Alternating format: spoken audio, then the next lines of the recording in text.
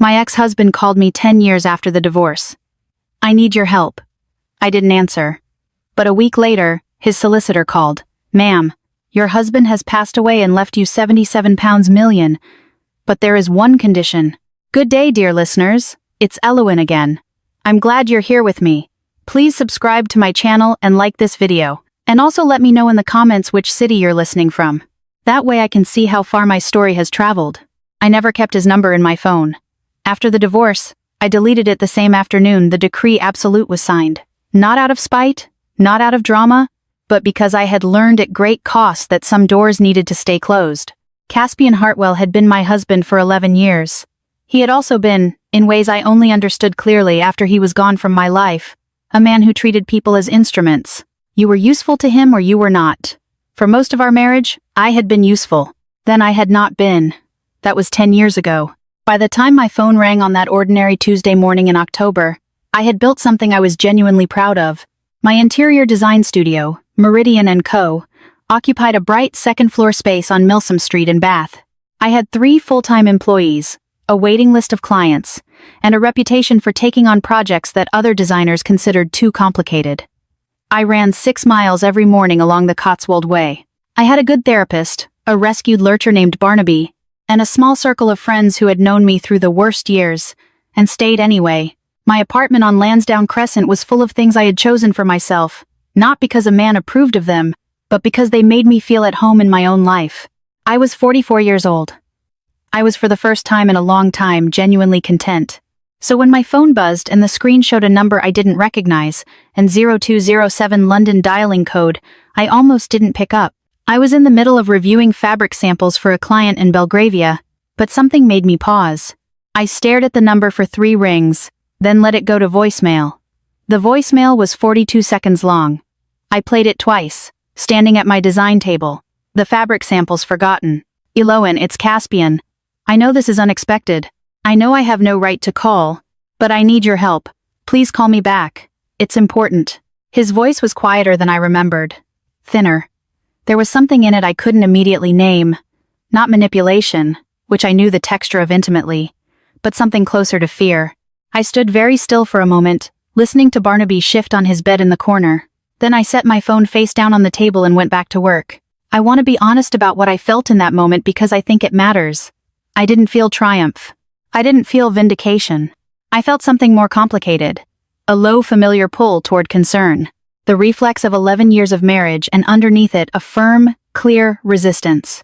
I had spent too long learning to trust that resistance to override it. Now, whatever Caspian needed, there were other people in his life. He had remarried within 2 years of our divorce. He had a brother, Alistair, who had always been his closest confidant. He had an entire ecosystem of advisors and associates who orbited his business empire. He didn't need me. I didn't call back. For 6 days, I almost forgot about the voicemail entirely. Almost. The truth is that it sat in the back of my mind the way an unread letter sits on a desk. Present, slightly weighted, easy to ignore until it isn't. I went to work. I met with clients. I ran my miles. I had dinner with my closest friend, Saffron, on Thursday. And I thought about telling her about the call, but didn't because I knew what she would say. She had watched me rebuild myself after that divorce. She was fiercely protective of the version of me that existed now. The call I couldn't prepare for came the following Monday. I was at my studio, coffee in hand, when an unfamiliar number rang. A 0131 dialing code this time, Edinburgh. The man on the other end introduced himself calmly, professionally. Ms. Caldwell, my name is Crispin Cole. I'm a partner at Hargrove & Cole, solicitors. I'm calling regarding the estate of Caspian Hartwell. I'm very sorry to inform you that Mr. Hartwell passed away 11 days ago. He suffered a cardiac event at his home in Chelsea. I sat down, the office around me, the fabric boards, the light flooding in from the autumn sky over Bath, Barnaby asleep on his bed. All of it suddenly felt very far away. I wasn't aware, I said carefully. We understand, Crispin Cole said. We've been attempting to reach you through several channels. Mr. Hartwell's personal call to you was in fact part of this process. He knew he was ill. Ms. Caldwell, I'm calling because you are named as a primary beneficiary in Mr. Hartwell's will. The bequest is £77 million. The number landed in the room like something physical, and Crispin Cole continued, his voice unchanged, Professional. There is one condition attached to the bequest. Mr. Hartwell was very specific. To receive the inheritance in full, you must agree to serve as the sole executor of his estate, including the establishment and oversight of the Caspian J. Hartwell Charitable Foundation, for a period of no less than 6 months. I looked out the window at the street below. 6 months. £77 million and Caspian's entire world, including, I would soon learn, people who would not welcome me there at all. I'll need time to think, I said. Of course, Crispin Cole said, but Ms. Caldwell, you should know that there are other parties with interest in this estate. Time may matter. I didn't sleep that night. I sat in my apartment on Lansdowne Crescent, with a cup of tea that went cold, Barnaby's head on my knee, and my laptop open on the coffee table. Outside, the West Country was doing what it does in late October. Wind off the hills, leaves stripped from the trees on the street below, the city settling into its long gray season. Inside, I was trying to think clearly about something that felt every few minutes like it might swallow me whole. £77 million. I typed Caspian's name into the search bar and read for 3 hours. The obituaries were substantial. Caspian Hartwell, 61 years old, had built a real estate and private equity firm out of a small inheritance and a ruthless instinct for undervalued assets. By the time he died, Hartwell Capital had interests across the UK and 2 European countries. The obituaries were respectful, carefully worded in the way that wealthy men's obituaries tend to be, full of professional achievements and short on the kind of truths that don't get said until much later. He was survived by his wife Isolde Hartwell née Sinclair, 38 years old, his brother Alistair Hartwell, 56, a co-founder and managing partner of Hartwell Capital, no children. I looked at Isolde's photograph for a long time. She was striking. Dark hair, the kind of groomed, expensive confidence that comes from years of practice. I knew almost nothing about her. After the divorce, I had made a deliberate choice not to follow Caspian's life. It hadn't been easy in the early years, but it had been right. Now I was looking at the woman who had replaced me and trying to understand what it meant that Caspian, knowing she existed, knowing what he had left £77 million not to her, but to me. What had happened in that marriage? And what exactly was Crispin Cole warning me about when he said, "Time may matter"? The next morning, I called my own solicitor first. Beatrix Marsh had handled my divorce a decade ago, and she was the kind of woman who thought 3 steps ahead and told you what you didn't want to hear when you needed to hear it. She was also, unusually for a solicitor of her generation, a qualified solicitor advocate with full rights of audience in the High Court, which meant she could argue this herself rather than briefing a barrister. I drove to her office in Bristol before 9 a.m. and laid out everything Crispin Cole had told me. Beatrix listened without interrupting. Then she asked several pointed questions. Then she sat back in her chair and looked at me steadily. "Eloan, as executor, you would have legal authority over the administration of his entire estate. That means you control the distribution of assets. You oversee the establishment of this foundation and you have fiduciary responsibility for any assets not yet transferred. Do you understand what that means in practical terms?" "I think so." "It means," Beatrix said, "that Isolde Hartwell, as the surviving spouse, may have expected to control this process. And Alistair Hartwell, as a co-founder of Hartwell Capital, likely had his own expectations about what happens to the company assets referenced in the estate. If Caspian bypassed both of them entirely and named you as executor, those are 2 people who are going to be very unhappy." I had already understood this in abstract. Hearing it plainly made it concrete. "What's the risk to me if I accept?" I asked. "Legal challenges to the will. Challenges to your fitness as executor. Personal pressure. Possibly worse, depending on what these people are like." I looked out Beatrix's window at the grey Bristol skyline. What were these people like? I didn't know Isolde at all, but I had known Alistair Hartwell for 11 years of my marriage, and I knew him well enough to understand that he was beneath a surface of expensive ease and old boy charm, a man who believed rules applied to other people. He had never liked me. He had made no particular secret of it. When Caspian and I divorced, Alistair had been openly pleased. The thought of going up against both of them, a widow with legal standing and a brother with insider knowledge of every company asset, was genuinely frightening. But £77 million was not nothing. And Caspian, whatever his many failures, had chosen me, specifically me. Out of everyone in his life at the end of it, he had picked up the phone and called me. He had written my name into his will, with a condition that only I could fulfill. I needed to understand why, and I needed to make sure that whatever he had intended happened the way he intended. I want to accept, I told Beatrix, but I want to accept properly. I want to understand every clause of that condition before I sign anything. Beatrix nodded, and I saw in her expression something that looked almost like respect. Then we start by requesting the full will and all estate documentation from Cole's office today. Before you sign a single piece of paper, we know exactly what you're walking into. And we find out, I said quietly, what Alistair and Isolde have already done with those assets since Caspian died. That was my first plan. It was simple.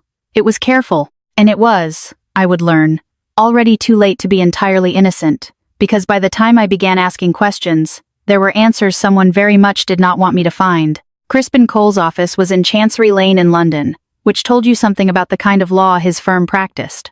I took the train up on a Wednesday, Beatrix beside me, the full text of Caspian's will printed and annotated in my carry-on bag. I had read it 4 times on the journey. It was 63 pages long. The language was dense and precise in the way that only documents drafted by very expensive lawyers can be. But the core of it was clear. I was named sole executor. The £77 million bequest to me personally was contingent on my completing the executive role, the establishment of the Caspian J. Hartwell Charitable Foundation, the final distribution of estate assets, and a certified accounting of all transactions conducted in the 90 days prior to Caspian's death. That last clause was the one I kept returning to. A certified accounting of all transactions in the 90 days prior to death. Why would Caspian specify that? Why build it into the condition of my inheritance? It was not a standard executive requirement. Beatrix had flagged it immediately. He wanted someone to look. She said he was telling you to look. Crispin Cole was a tall man in his late 50s, silver-haired with the particular stillness of someone who had spent decades in rooms where very large amounts of money were being negotiated. He shook my hand across a conference table with a view of the Royal Courts of Justice in the distance, and I noticed just briefly that his handshake was slightly firmer than necessary, the kind of firmness that is actually a test. I met it evenly. I'm prepared to formally accept the role of executor, I said, pending our review of the full estate inventory. Crispin Cole nodded. He passed a folder across the table. We anticipated that. This is the current inventory of estate assets. I should inform you, Ms. Caldwell, that Mr. Hartwell's family has already been in contact with our office. Isolde, I said. Mrs. Hartwell, yes, and Mr. Alistair Hartwell. They have expressed interest in the will's disposition. He paused. They were both surprised by its contents. I imagine they were. I signed the documents that afternoon. Beatrix witnessed them. As I set down the pen, I felt something shift in my chest. Not quite fear, not quite excitement, but the particular heightened awareness that comes when you understand that you have just stepped across a line and the ground behind you is already closing over. Back in Bath 3 days later, the estate's digital financial records arrived in a secured portal as requested by Beatrix. We had retained a forensic accountant, a woman named Dr. Elspeth O'Day, recommended by Beatrix, meticulous and quiet, to begin the 90-day transaction review. Elspeth called me on a Thursday evening, 10 days into her work. "Elon," she said. She rarely used my first name. "I need you to come in tomorrow. There's something you need to see." I arrived at Elspeth's office at 8:00 a.m. She had a large monitor on her desk covered in spreadsheets, and she walked me through them methodically, the way she did everything. Without drama, without flourish, the numbers doing all the speaking. In the 60 days before Caspian's death, while he was ill, while he was, as we now knew, already preparing his will, a series of transactions had been conducted through Hartwell Capital's operating accounts. 12 separate transfers ranging from £800,000 to £4.2 million moved to 3 separate holding entities. The holding entities had been established 9 weeks before Caspian died. The registered agent was a law firm in the Isle of Man. The beneficial owner of all 3, once you followed the paper far enough, was Alistair Hartwell. £11,300,000 moved in the weeks before Caspian's death without any documented authorization from Caspian himself. "Is this illegal?" I asked, though I already knew the answer from the cold, certain feeling in my stomach. "It's potentially fraudulent asset transfer." Elspeth said if Caspian didn't authorize it and there's no documentation suggesting he did, then Alistair moved company assets that should be part of the estate inventory into entities he controls privately. That means those assets are currently not appearing in the estate, which means they'd be excluded from distribution. "And from my accounting," I said. "Yes, I sat with that for a moment. What about Isolde? I asked. Is she connected to these entities? Elspeth clicked to a new screen. One of the three entities, the smallest, has a secondary beneficial owner. She pointed to a name, Isolde Sinclair Hartwell. They had done it together. While Caspian was dying, his wife and his brother had quietly moved £11 million out of his estate into entities only they controlled. And they had done it, assuming no one would ever look carefully enough or be legally empowered enough to find it. They hadn't counted on Caspian knowing exactly what they were capable of. They hadn't counted on him leaving the keys to someone who had no reason to be merciful. I drove home through Bath's evening traffic, with my hands steady on the wheel and my mind very, very calm. The fear was still there. It had not left since the moment Crispin Cole first said Caspian's name. But beneath it was something new. Something that felt, if I'm honest, a little like purpose. I had the evidence. Now I needed a plan that was airtight enough to survive whatever Alistair and Isolde were about to throw at me. Beatrix filed the petition on a Tuesday morning. It was a formal motion to the High Court requesting an emergency freeze on the three holding entities Alistair had created on the grounds of potential fraudulent transfer of estate assets. Elspeth's documentation was attached, 40 pages of transaction records, entity filings, and annotated timelines. It was not an accusation.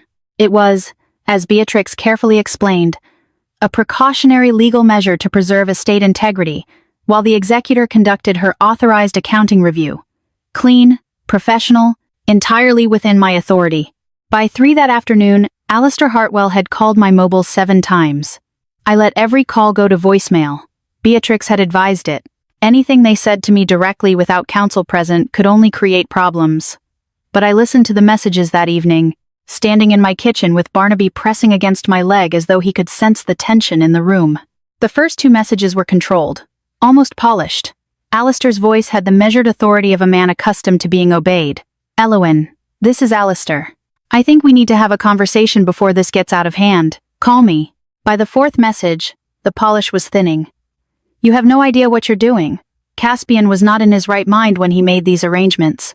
We have documentation. You are making a very serious mistake. The 7th message was left at 11:47 p.m. Listen to me carefully. You are not going to win this. Pull back now and I'll make sure you receive a reasonable settlement. Something fair. Keep going and you'll find out what this family is actually capable of. Don't test me, Elowen. I played that one twice. Then I forwarded it directly to Beatrix. The threat, once documented and in the hands of my solicitor, was no longer a threat. It was evidence. Isolde made her move differently. She appeared in person. I was leaving my studio on a Friday evening.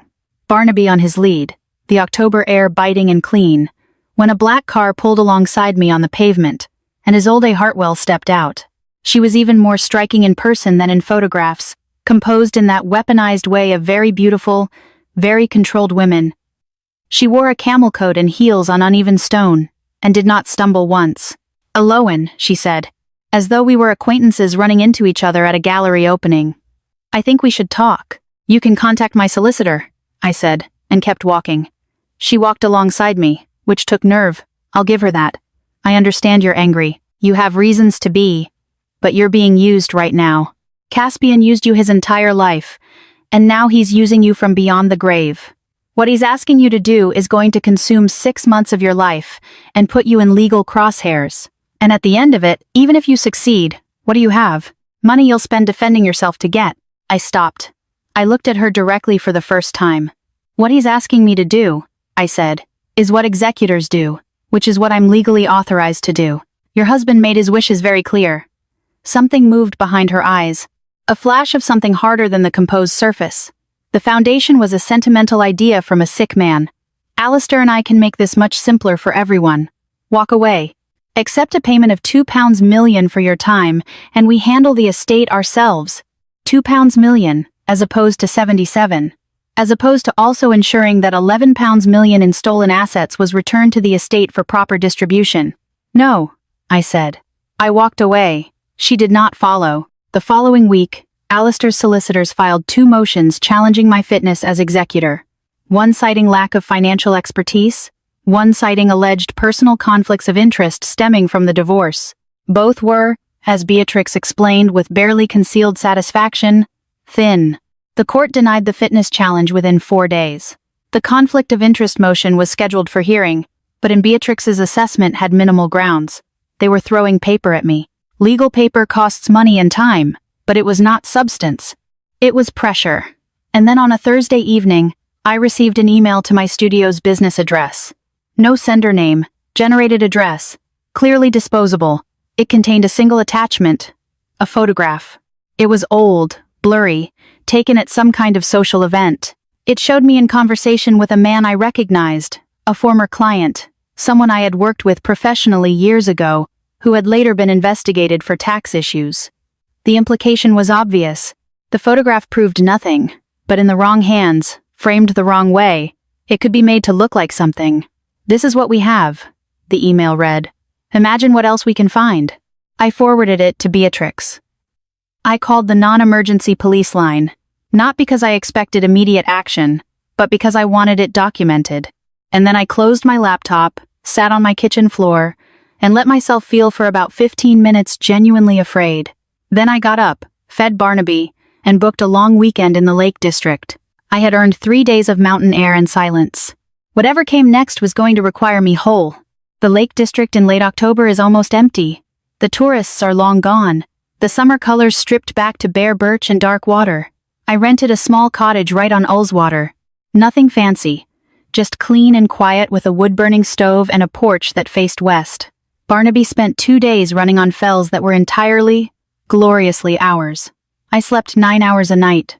I read a novel I'd been meaning to finish since August. I cooked actual meals and ate them slowly at a table without looking at my phone.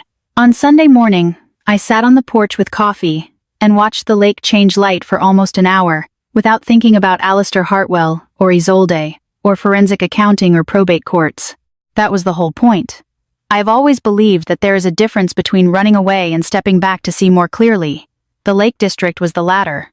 By Sunday afternoon, when I packed the car and Barnaby jumped into the passenger seat with his particular lurcher dignity, I felt something I hadn't felt in weeks. Steady. The call came on Tuesday, the day I returned. Not from Alistair this time. From Isolde's personal solicitor. A woman named Constance Webb, whose reputation Beatrix had already briefed me on. Sharp, strategic, and known for settlements. The fact that they'd brought in Constance meant they were shifting tactics. "My client would like to offer a revised arrangement," Constance said. Her voice was professionally warm, careful. "Mrs. Hartwell recognizes that this process has been difficult for all parties. She's prepared to offer a cash settlement of £10 million in exchange for your resignation as executor and a mutual non-disclosure agreement. £10 million, not 2, as Isolde had offered on the pavement. A significant increase. A significant increase signals, if you're paying attention, that they have significant reason to want you gone. "I'll pass the offer to my solicitor," I said. "Miss Caldwell, Elowen, I want to be candid with you. The legal proceedings ahead are going to be lengthy. There will be disclosure, there will be depositions. There will be months of your life given over to this process. £10 million is a real and fair offer. Think about what your life looks like on the other side of this." Either way, it was a good speech. I could tell she meant it, at least professionally. She was giving me genuine advice wrapped in her client's interests, which is about as honest as that situation gets. "I'll pass the offer to my solicitor," I said again. "Thank you." I hung up and sat for a moment at my studio desk. £10 million was not nothing. The voice of fear, the one that never entirely goes away, pointed out that £10 million was enough to never work another day, to travel, to give money away freely, to build an entirely different life. The voice of fear said, you could take it and be done. But the fear voice did not have access to the full picture. It didn't know about those £11 million that Alistair had moved into his private entities. It didn't know that those entities were funded by money that in a properly administered estate would have gone partly to employees with pension contributions, partly to creditors, partly to legitimate heirs.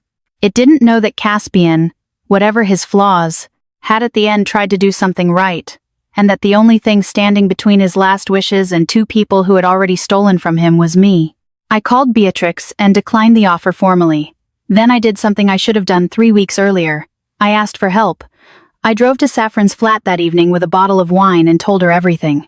Saffron sat across from me at her kitchen table and listened without interrupting, which is one of her great gifts. And when I finished, she was quiet for a moment. "So," she said. What do you need from me? I just needed to say it out loud, I said, to someone who isn't being paid to hear it. She nodded. Then I'm saying it back to you. You're doing the right thing and you're going to get through this, and I'm here for every part of it. I called my sister Rowena in York the next morning. Rowena and I have had a complicated relationship our whole lives. She's 5 years older, more cautious, quicker to counsel retreat. I expected her to tell me to take the settlement. Instead, she surprised me. Caspian called you, she said. Out of everyone. He was dying and he picked up the phone and he called you. That has to mean something. I think it means he knew I'd actually look, I said. Then look, Rowena said simply. Elspeth and I had lunch that week. Not a work meeting. Just the two of us. Soup and bread at a quiet place near her office. I had come to respect her profoundly in a short time. She was the kind of person who cared about accuracy the way some people care about justice. Personally, almost morally. How are you holding up? She asked. Better than I expected, I said honestly. She nodded, stirring her coffee. They're going to come at you harder, she said. Before this is over, it'll get worse. Just so you know. I know, I said. She looked at me evenly. Good, then we're ready. Around me, quietly, without drama, my circle had formed. Beatrix with her legal precision, Elspeth with her numbers, Saffron with her steadiness, Rowena with her unexpected faith. 4 women and a lurcher who pressed against my legs every night as though to say, you are not alone in this. I was not. They came together, which surprised me. I had expected another solicitor's call, another formal offer through proper channels. What I had not expected was the two of them standing at the glass door of Meridian and Company on a gray November morning, coats on, faces arranged in expressions of civil concern. My assistant, Jess, looked at me across the studio with a question on her face. I told her to give us the conference room. Alistair was 66 years old now, but carried himself as though age was something that happened to other people. Broad-shouldered, silver-templed, with the particular ease of a man who has spent his whole life moving through rooms where he was automatically considered important. He sat down without being invited to. Isolde sat beside him.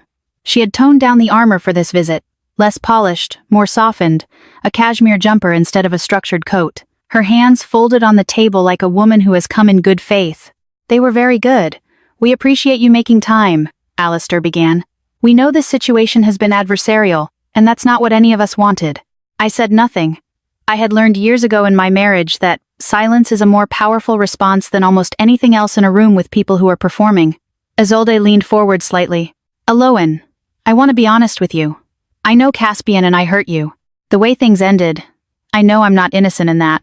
And I think we're both being held hostage right now to a situation that Caspian created out of, I don't know, guilt, or some idea he had about setting things right at the end. She shook her head.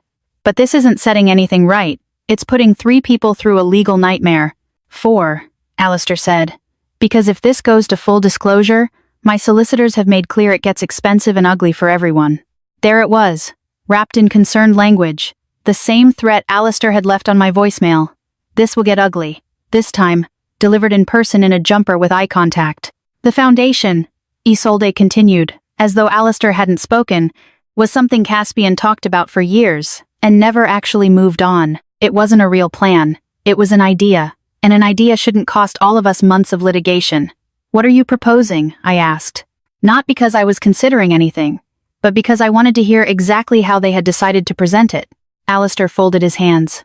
We've spoken to our solicitors. There's a path forward that doesn't require the current escalation. You resign as executor. A professional fiduciary is appointed, mutually agreed upon. The estate is settled through standard probate procedure. You receive a settlement of £15 million. Clean, fast, done by spring. £15 million. The number had climbed from 2 to 10 to 15. The trajectory was its own information. I looked at Alistair. I looked at Isolde. I thought about £11 million moved through Isle of Man holding companies in the weeks a dying man was writing his will. I thought about a photograph sent to my email from a disposable address at 11:30 at night. I thought about Caspian, who had many flaws, who was not a good husband, who had not been an easy man to love, picking up the phone when he was dying and calling me. Not Isolde, not Alistair. Me. No, I said. Alistair's expression didn't change immediately. He held the pleasant, reasonable look for about 3 more seconds. Then it slipped. Aloan. His voice had dropped into something lower, Something without the veneer. You are not equipped to handle what's coming. You are a woman who runs an interior design business. You don't understand what you've stepped into. Caspian put you in this position because he was sick and angry, and he genuinely thought, that it was clever. It wasn't. It was cruel to you. I'm sure you believe that, I said.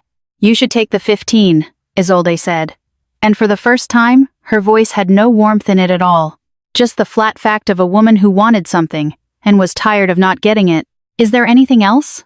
I asked. There was a silence in the conference room that lasted about 5 seconds. Then Alistair stood. He straightened his jacket with the particular deliberateness of a man recalibrating. You're making a mistake, he said, and it's going to cost you things money can't replace. They left. I watched from my studio window as the black car pulled away from the curb below. For a moment, I won't pretend otherwise. I felt the cold finger of genuine fear, not the legal kind, not the financial kind, the personal kind, the kind that lives in the part of your body below your ribs and doesn't respond to reason. Alistair Hartwell was a man who had moved £11 million in secret while his brother was dying. He was not someone whose threats were empty. But here's the thing about fear. When you've spent long enough sitting with it, honestly, it can be a compass. The fear told me exactly how much the truth mattered to them. The harder they pushed, the more certain I became that what Elspeth had found was only the surface of something larger. And the more certain I became of that, the less I was willing to walk away. I went back to my desk. I called Beatrix and told her what had just happened. Every word. And then I told her it was time to move to the next phase. The hearing was set for the 3rd week of November. I drove to the Royal Courts of Justice alone that morning. Beatrix had offered to pick me up, but I wanted the 30 minutes in the car to myself. The familiar streets of London sliding past, the grey Thames visible between the buildings, the city doing what it always does, indifferent and ongoing. I thought about the first time Caspian and I had driven through this city together 20 years ago. Both of us new to London. Both of us thinking we understood what we were building. I thought about how little we had known. I parked the car and sat for a moment with my hands in my lap. You know what you're doing, I told myself. You've done the work. The courtroom was not dramatic in the Hollywood sense. Probate court rarely is. It was a room of fluorescent light and wood veneer, and papers presided over by Judge Miriam Alonso, a small woman in her 60s, whose reputation, according to Beatrix, was for patience and absolute intolerance of nonsense. The gallery was sparse, a few other cases waiting their turn. Alistair and Isolde's legal team across the aisle, and in the row behind me, quietly, Saffron and Elspeth. I had not asked them to come. They had simply appeared. Alistair had hired Aldrich Crane KC, one of London's more expensive probate barristers, a man who specialized in making complexity feel insurmountable to the opposing side. He began with a procedural challenge to the relevance of the forensic accounting, arguing that the 90-day transaction clause in the will was ambiguous in its scope, and therefore the accounting could not serve as the basis for any court action. Judge Alonso listened. Then she asked Beatrix to respond. Beatrix laid out 4 pages of case law in 12 minutes, precise, sourced, organized in ascending order of relevance to the exact language of Caspian's will. She did not raise her voice once. When she finished, Judge Alonso thanked her and denied the challenge without deliberation. Aldrich Crane moved to his second argument and his third. Each one was met by Beatrix's preparation. Each one disposed of cleanly until I could see across the room a subtle recalibration happening in Alistair's posture. The ease was becoming effortful. Then Elspeth took the stand. She testified for 2.5 hours. She walked through the 12 transactions methodically. She showed the entity creation dates 9 weeks before Caspian's death. She showed the wire transfer records. She showed the beneficial ownership filings. She showed the gap in authorization documentation. No board resolution, no signatory approval, no correspondence from Caspian or any Hartwell Capital officer authorizing the transfers. £11,300,000 moved without authorization, currently sitting in entities controlled by Alistair Hartwell and in part by Isolde Hartwell. How confident are you in these findings? Beatrix asked. The documentation is complete, Elspeth said simply. The transactions occurred. The authorization does not exist. Aldrich Crane's cross-examination was aggressive. Elspeth's credentials, her methodology, the forensic software she used, the possibility of incomplete records. Elspeth answered every question with the same unhurried precision. She did not get flustered. She did not overreach. She simply knew what she knew and said it plainly. Then Alistair was asked to testify. This was, I think, the moment. He entered the witness box with his usual authority, and it held for the first 20 minutes. He offered explanations. The transfers were part of an operational restructuring plan, a plan he had discussed with Caspian, a plan that was always intended to be formalized retroactively. It was, he said, a common practice in private equity. Beatrix's cross-examination took 35 minutes. She asked about the board meeting minutes documenting the restructuring plan.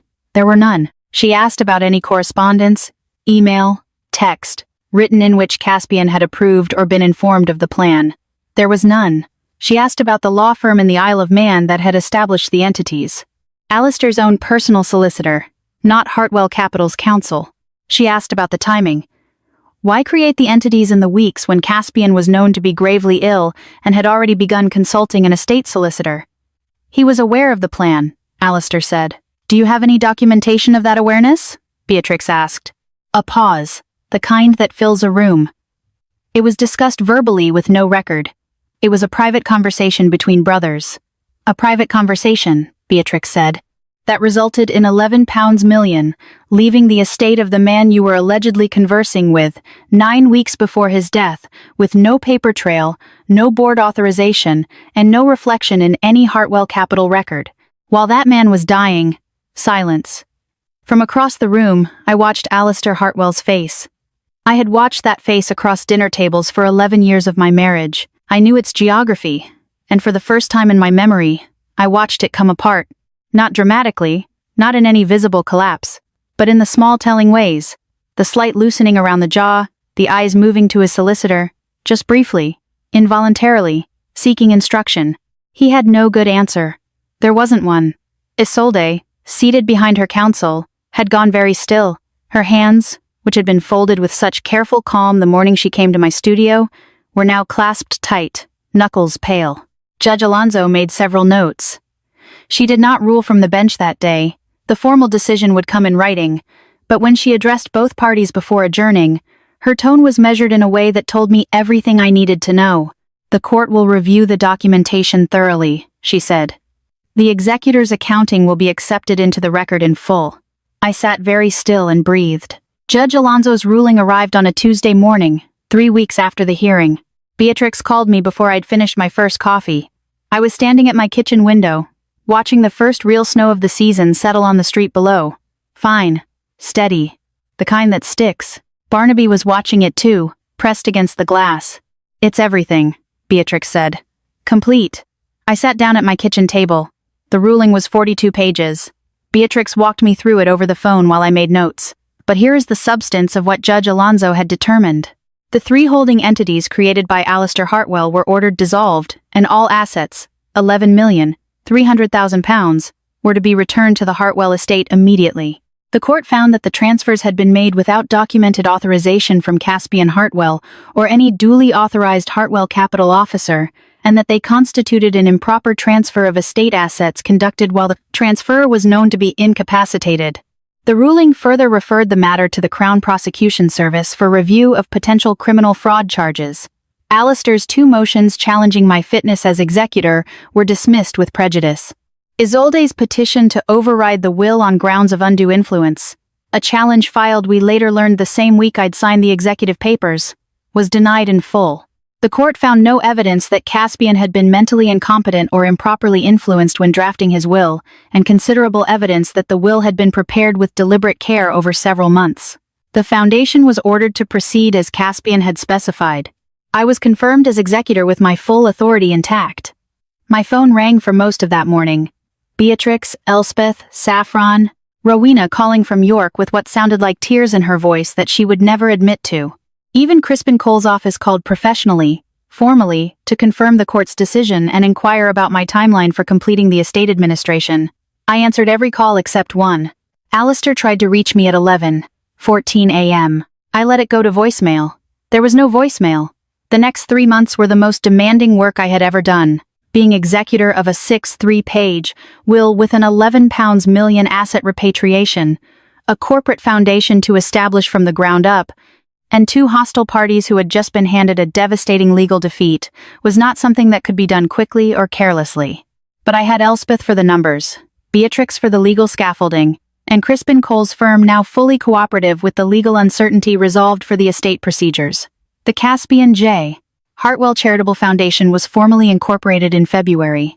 Its focus, as Caspian had specified in the will in surprisingly specific detail, was workforce education and vocational training for first-generation university students in the north of England. When I read those specifications for the first time back in October, they had surprised me. I hadn't known that side of him still existed, but it had apparently in whatever form it takes to write it into a will when you are running out of time. I found in those months of work that I understood Caspian Hartwell better as a dead man than I had at many points during our marriage. Not with affection. The wounds of that marriage were real, and I had no intention of prettifying them, but with something closer to clarity. He had been a complicated person who had done complicated things, and who had at the end tried to make something right. I was not going to argue with that. The estate accounting was certified by the court in March. All assets properly identified, all transfers documented, all creditors satisfied. The foundation received its initial endowment from estate assets as specified, and on a bright March morning, exactly 5 months and 12 days after Crispin Cole had first called my mobile, the Hartwell estate transferred £77 million to an account in my name. I was sitting in my studio when Beatrix texted me the confirmation. I read it twice, then I set my phone down and looked around the space. The fabric boards, the client samples, the morning light on the floor, Barnaby on his bed by the window, and I felt something that took me a moment to correctly identify. Peace. Not triumph exactly, though there was some of that. Not vindication, though that was present too. What I mostly felt was peace. The kind that comes not from winning, but from doing something difficult correctly all the way through, without cutting corners, or making compromises you'd have to live with later. Alistair Hartwell was formally charged by the Crown Prosecution Service in April with fraudulent transfer of estate assets. He resigned from Hartwell Capital the same week. His solicitors were already negotiating a plea bargain that would likely result in a fine and possible suspended sentence. Outcomes that felt, frankly, insufficient, but were what the law would deliver, and not my decision. Isolde had not spoken to me since November. She had moved out of the Chelsea house, which was being liquidated as part of the estate settlement, and retained her own independent counsel. Whatever life she was building from those pieces, I neither knew nor needed to know. I closed the estate file on a Thursday in late March, set it on my desk, and let out a long, slow breath. Then I called Beatrix and I said, "It's done." And it was. I did not, as people in these situations sometimes do, change everything at once. I had spent enough of my life in the company of people who mistook dramatic gestures for actual transformation. What I wanted was something quieter, something built to last. The first thing I did was finish my existing clients' projects to the standard I had always kept. Then I gave raises to all 3 of my employees and sat down with each of them to ask what they actually wanted from their work lives. I had not previously had the margin to make good on what I learned. Now I did. I traveled to York and spent a week with Rowena. We walked the North York moors, talking honestly about our childhoods, our marriages, what we were still afraid of. It was the most honest week we'd had since we were teenagers. I drove home feeling lighter, as though a tension I'd carried so long I'd stopped noticing it had finally quietly resolved. I kept Meridian & Co. People assumed I would sell, but they had misunderstood why I built it. Design was what I loved, and money did not change that. What changed was the scope, a commission restoring a 19th century building in Bristol. The kind of work that asks real things of you. I made a personal gift to the foundation, unpublicized. It was about completing something, acknowledging that even broken people sometimes get things right at the end. Barnaby and I moved into a house in Greenwich with a garden. I found that I loved gardening in ways I hadn't anticipated. There is something restorative about work, where time and attention produce something visibly growing. As for Alistair and Isolde, Alistair pleaded guilty to fraudulent transfer. Suspended sentence, 5 years probation, civil judgment requiring personal repayment to the estate. Hartwell Capital voted him out. He sold his Mayfair flat and was last heard consulting for a small firm in Dorset on a fraction of his former scale. The Gilded Rooms had closed. Isolde filed a civil action against Alistair, and was living in a rented flat in Richmond. I did not look further into it. Her life was her own to navigate. I won't pretend their diminished circumstances produced nothing in me.